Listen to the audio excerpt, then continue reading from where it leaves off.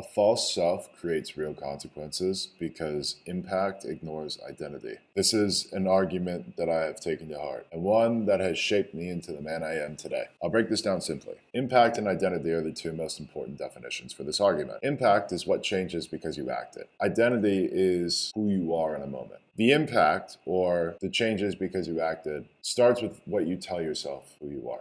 Inherently, I believe that self is an ever-evolving form. You change and grow over time. Now, what you can't change about your false self, meaning what you used to tell yourself that never stuck, is the consequences from those actions. If you pretend to be somebody you're not, you're creating a false self. If you tell yourself that you're a certain somebody but you don't believe it, it's obvious. It got called out in me many times. I was forever thankful that they called me out for it, and I grew because of it. I started introspecting, reflecting, and then I started identifying with associations that truly were me, that I believed in, that I stood by, and the actions followed. The key with self is that it evolves. You are able to change what you believe at any point in time. Now, the question is identifying what is false. If you are able to introspect and understand what you believe is false, then your identity evolves, but those actions you took won't, because actions once done are in the past. Future actions come from your present identity. Me saying this is a future self brought to the present that you receive in the past. It creates consequence when you act out of alignment with who you believe you are and who you tell the world you are. Your true self creates real aura. Your false self creates real consequences because those actions are out of alignment with who you truly are. I'll give you one from my life. When I was 19, I believed that my ego was the most important thing in the world, and I would do anything to protect it. I needed the thirst of validation from other people, and I seeked it all the time. As soon as I learned about my ego, I explored my ego introspectively, and then I reflected on where my ego flared and responded by understanding its occurrence. If this was not called out, I wouldn't be who I am today, telling you about how I've been able to understand my ego. And I believe that ego is a superpower if you choose to use it to help other people. But I believe it is a consequence if you choose to say that you are your ego, because your ego is a part of you, but not all of you. That false self of believing you are your ego has immense consequences. Humility is an important lesson to learn. I had no concept of humility until well after I had graduated from college. But I understood that the ego without expression led to more confidence, because you can internally validate your own ego. When I was 19, I had no idea. When I started my blog, I had no idea about how to internally validate my ego. But I think ego is super powerful because it allows you to act differently. The identity-based associations that make you feel incredible will create great results. However, if you choose to use your ego in every scenario, will lead to consequences, because the impact, or what changes from you using your ego all the time, has real consequences. People will only see you as your ego if you act from your ego all the time. It is not a good thing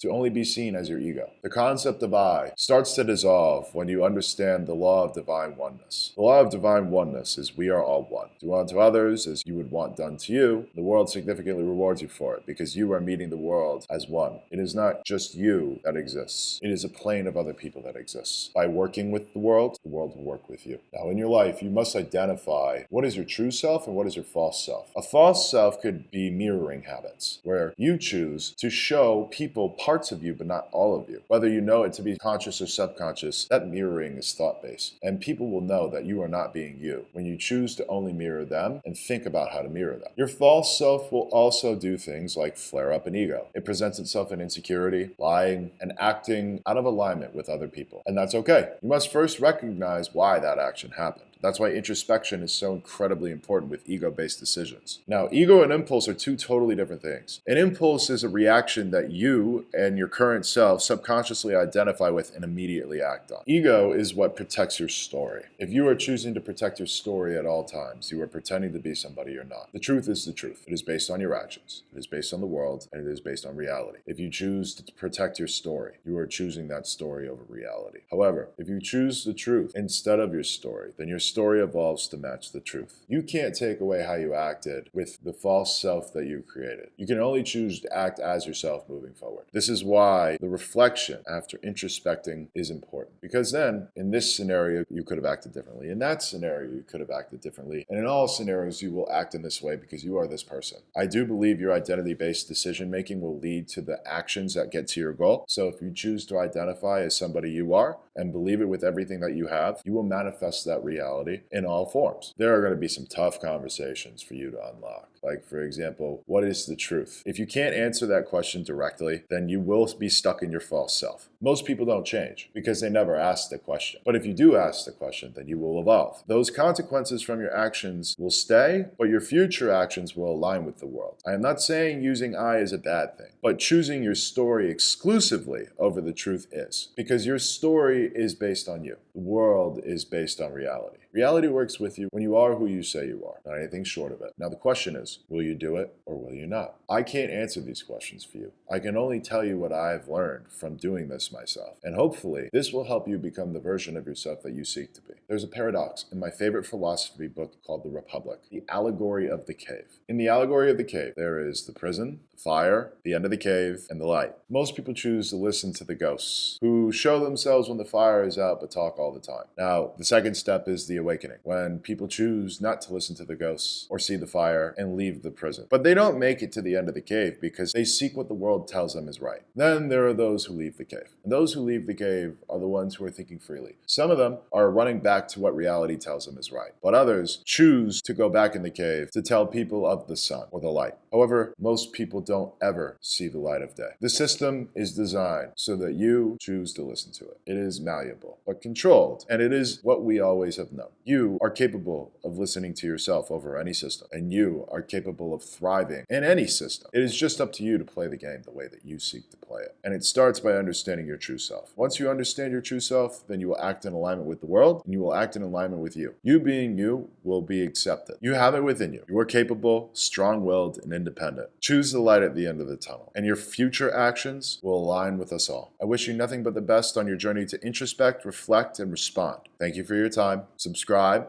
and I'll see you on the next one.